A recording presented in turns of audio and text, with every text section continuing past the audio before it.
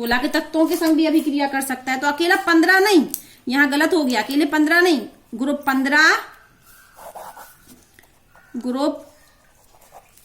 15 16 और 17 के साथ, ग्रुप 15 16 17 के साथ। देखो इलेक्ट्रॉन न्यून कब बनते हैं? वर्ग 13 के तत्वों के साथ। इलेक्ट्रॉन न्यून बनते हैं वर्ग 13 के तत्वों के साथ। इलेक्ट्रॉन परिशुद्ध हाइड्राइड कब बनते हैं? वर्ग 14 के साथ। और इलेक्ट्रॉन रिच हाइड्राइड कब बनते हैं? 15 16 17 के साथ। हमने आपको शुरू में ही बताया था कि पी ब्लॉक में वर्ग 13 से 18 तक वर्ग होते हैं, वर्ग 13 से वर्ग 18। लेकिन ऊपर बता दिया गया था कि जब हाइड्राइड होते हैं तो उत्कृष्ट गैसों के साथ तो बनते नहीं है, तो वर्ग 18 तो वैसे ही हट गया। तो क्या बचा हमारा? वर्ग 13 से क्या बचेगा? सिर्फ वर्ग 17 तक। 18 नहीं, 18 वाले उत्कृष्ट गैसें हाइड्रोजन से क्रिया करके हाइड्राइड बनाती नहीं है, तो 13 से कहां तक बनते हैं? 17 तक। 13 से क्या बनते हैं? इलेक्ट्रॉन न्यून हाइड्राइड। 14 से क्या बनते हैं? इलेक्ट्रॉन परिशुद्ध हाइड्राइड। अब 15 16 17 बचा, तो 15 16 17 से क्या बनते हैं? Electron rich hydride. तो ये एग्जांपल देखा हमने NH3 का, इसके पास एक लोन पेयर है डोनेट करने के लिए। देखो उसने यहीं से तो किया था ये लोन पेयर डोनेट। H2O ले लिया, ये वर्ग 16 का है। ये वाला कौन सा तत्व के संग बना हाइड्राइड है? 15 वर्ग के तत्व के संग बना हाइड्राइड है। ये वर्ग 16 के तत्व के संग बना हाइड्राइड है। और इस हाइड्राइड के पास क्या है? दो लोन पेयर हैं देने के लिए। अब हम एक वर्ग 17 वाला तत्व और ले लेते हैं, HF। तो HF के पास तो 1 2 3 4 5 6 इलेक्ट्रॉन है, मतलब 3 लोन पेयर हैं, इलेक्ट्रॉन युग्म है। और ये इलेक्ट्रॉन देने वाला कौन होता है? लुईस क्षार। तो ये हमारे क्या हैं? ये तीनों क्या हैं हमारे? ये हमारे लुईस क्षार हैं, ये हमारे लुईस बेस कहलाते हैं। और ये वाला क्या कहलाता था हमारा? लुईस एसिड, लुईस अम्ल। ठीक है, तो आज हमने सीखा सहसंयोजक हाइड्राइड 3 प्रकार के होते हैं, इलेक्ट्रॉन न्यून, इलेक्ट्रॉन परिशुद्ध, इलेक्ट्रॉन संबद्ध। तो सहसंयोजक कब बनते? पी ब्लॉक के तत्वों के साथ जब डाई हाइड्रोजन क्रिया करता है। तो पी ब्लॉक में होते हैं वर्ग 13 से वर्ग 18 तक के तत्व। लेकिन वर्ग 18 में उत्कृष्ट गैसें हैं, अक्रिय गैसें हैं जो हाइड्राइड नहीं बनाती हैं। तो कौन कौन से तत्व बनाएंगे? वर्ग 13 के, वर्ग 14 के, वर्ग 15 के, वर्ग 16 के और वर्ग 17 के तत्व डाई हाइड्रोजन से क्रिया करके हाइड्राइड बनाएंगे। तो जब वर्ग 13 के तत्व डाई हाइड्रोजन से क्रिया करते हैं तो इलेक्ट्रॉन न्यून हाइड्राइड बनाते हैं। उन यौगिकों में, उन हाइड्राइड में इलेक्ट्रॉनों की कमी होती है। जब वर्ग 14 के तत्व डाई हाइड्रोजन से क्रिया करते हैं तो इलेक्ट्रॉन परिशुद्ध हाइड्राइड बनाते हैं, मतलब उन हाइड्राइड में जितने इलेक्ट्रॉन होने चाहिए उतने हैं, जैसे 8 हमने एग्जाम्पल बताया था। अब इलेक्ट्रॉन रिच हाइड्राइड में क्या होते हैं? ग्रुप 15 के तत्व भी बनाते हैं, 16 के भी बनाते हैं, 17 के भी बनाते हैं।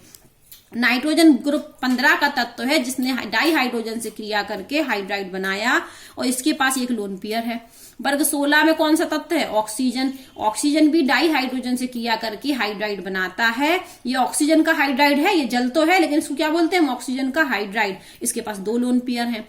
वर्ग 17 में फ्लोरीन ने डाई हाइड्रोजन से क्रिया की और हाइड्रोजन फ्लोराइड बनाया। ये हमारा फ्लोरीन का हाइड्राइड है, इसके पास 3 लोन पेयर हैं। तो इनके पास 1 लोन पेयर है, इसके पास 2 लोन पेयर है, इसके पास 3 लोन पेयर है। तो ये तीनों क्या है? इलेक्ट्रॉन देने वाले हैं, लोन पेयर देने वाले हैं, इसलिए इनको क्या कहते हैं? हम लुईस क्षार कहते हैं। अब हम पढ़ने वाले हैं, अभी हम आपको पढ़ा रहे थे हाइड्राइड, आयनिक हाइड्राइड, सहसंयोजी हाइड्राइड और धात्विक हाइड्राइड। तो आयनिक हाइड्राइड पढ़ा चुके हैं, सहसंयोजी हाइड्राइड पढ़ा चुके हैं। अब हम पढ़ने वाले हैं धात्विक हाइड्राइड।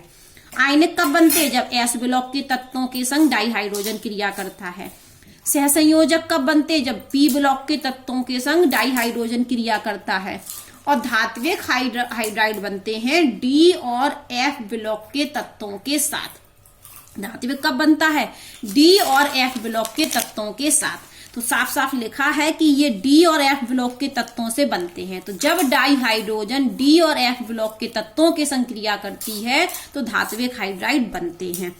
अब डी ब्लॉक में तो बहुत सारे वर्ग होते हैं, तो वर्ग 6 और वर्ग 7 और वर्ग 8 और वर्ग 9, वर्ग 3 से होते हैं वहां 12 तक, लेकिन वर्ग 6, वर्ग 7, वर्ग 8, वर्ग 9 ये वर्गों की धातु, वर्ग कौन कौन से? 6, 7, 8, 9, इन वर्गों की धातु हाइड्राइड नहीं बनाती है।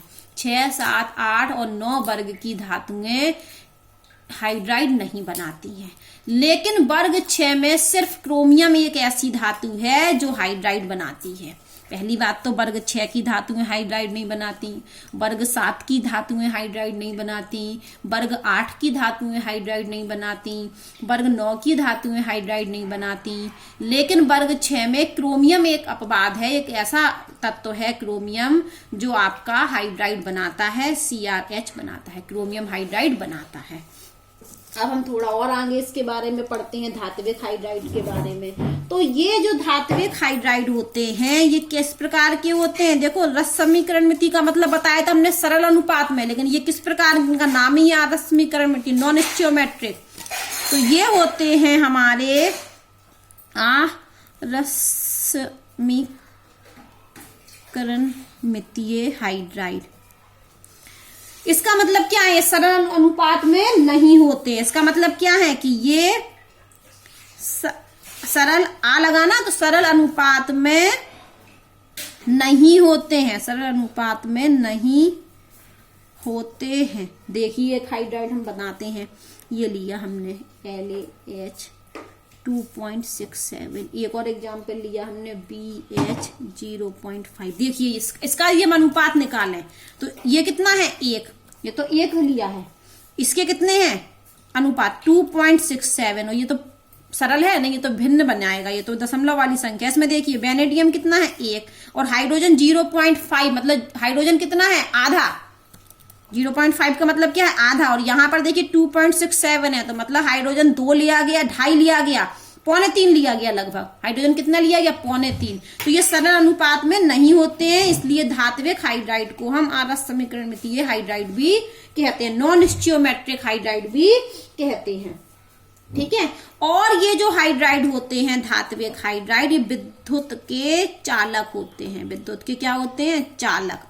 यहां तक कि ये ठोस अवस्था में भी विद्युत के चालक होते हैं। तो धात्विक हाइड्राइड विद्युत के चालक होते हैं, और ठोस अवस्था में भी ये क्या होते हैं? विद्युत के चालक होते हैं। अब सबसे इंपॉर्टेंट बात है कि संक्रमण धातुओं पर हाइड्रोजन के अपशोषण के गुण के वजह से, संक्रमण धातुओं पर जो हमारी संक्रमण धातु होती हैं, ट्रांजिशन मेटल होती हैं, डी ब्लॉक की धातु, तो संक्रमण धातु पर किसका अपशोषण होता है? हाइड्रोजन का अवशोषण के गुण की वजह से। संक्रमण धातु पर हाइड्रोजन अपशोषण के गुण को हम क्या कहते हैं? उत्प्रेरकीय। तो इसलिए संक्रमण धातु पर क्या होता है? हाइड्रोजन का अपशोषण हो जाता है। इसीलिए संक्रमण धातु किसकी तरह कार्य करती है? उत्प्रेरक की तरह कार्य करती हैं। तो संक्रमण धातुओं का पर एक गुण है कि वो क्या कर लेती हैं? हाइड्रोजन का अपशोषण कर लेती हैं, जिससे क्या होते हैं कि डी ब्लॉक की जो संक्रमण धातु है उन पर हाइड्रोजन क्या हो जाता है? एब्जॉर्ब हो जाता है। इसी वजह से डी ब्लॉक के एलिमेंट उत्प्रेरक की तरह कार्य करते हैं। देखो यहाँ पर लिखा है, संक्रमण धातुओं पर हाइड्रोजन के अपशोषण के गुण को उत्प्रेरकीय अपचयन अथवा हाइड्रोजनीकरण भी कहते हैं। संक्रमण धातुओं पर जो हाइड्रोजन का अपशोषण होता है तो इस गुण को हम उत्प्रेरकीय अपचयन कहते हैं या हाइड्रोजनीकरण अभिक्रियाएं कहते हैं। और इस संक्रमण धातुओं पर जब हाइड्रोजन का अपशोषण होता है तो कई अनेक यौगिक बनाता है। जैसे कुछ धातुएं हैं पैलेडियम, प्लेटिनियम, जो हाइड्रोजनीकरण करती हैं और बृहत क्या करती हैं? बहुत सारे यौगिक बनाती हैं। इसीलिए इन्हें हम किस में यूज करेंगे? भंडारण माध्यम के रूप में प्रयुक्त किया जाता है, और हाइड्रोजन भंडारण एवं ऊर्जा स्रोत के रूप में इस गुण के प्रयोग की प्रबल संभावना है।